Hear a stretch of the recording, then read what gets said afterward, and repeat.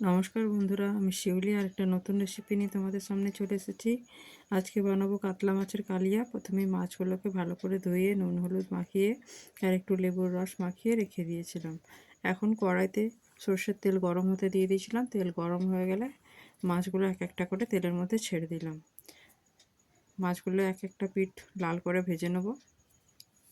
দু পিঠ লাল করে ভেজে নেব মাছগুলো এক একটা করে।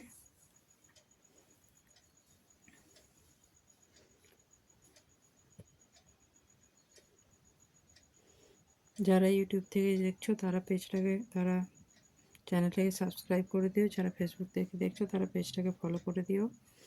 আমার রেসিপি যদি তোমাদের ভালো লাগে থাকে তাহলে অবশ্যই একটা লাইক কমেন্ট শেয়ার করে দিও।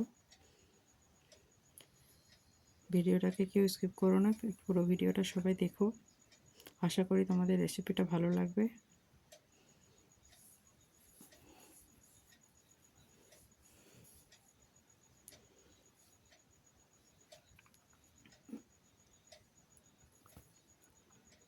মাছগুলো ভাজা হয়ে গেছে, এখন তুলে নেবো। এখন বাকি মাছগুলো আমি একইভাবে ভেজে নেব।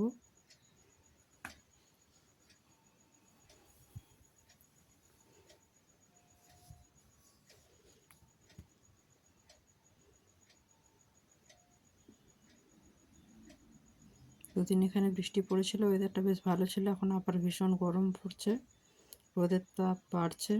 তোমাদের ওদিকে গরম কেমন সবাই কমেন্টে জানাবে। আর কে কোথা থেকে ভিডিওটা দেখছো অবশ্যই কমেন্টে জানাবে।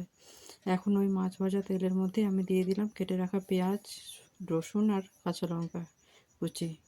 একটু লাল করে ভেজে নেওয়ার পর একটা বাটিতে মশলা করে রেখেছিলাম, যার মধ্যে আমি দিয়েছিলাম কাশ্মীরি লঙ্কার গুঁড়ো, হলুদ গুঁড়ো, মিট মশলা, আদার গুঁড়ো আর টমেটো কুচি। ওটাও এখন ওই পেঁয়াজের মধ্যে দিয়ে দিলাম। তারপর মশলাটা ভালো করে কষিয়ে নেওয়ার পর যখন তেল ছেড়েছিল তখন আমি পরিমাণ মতো জল দিয়ে দিয়েছিলাম।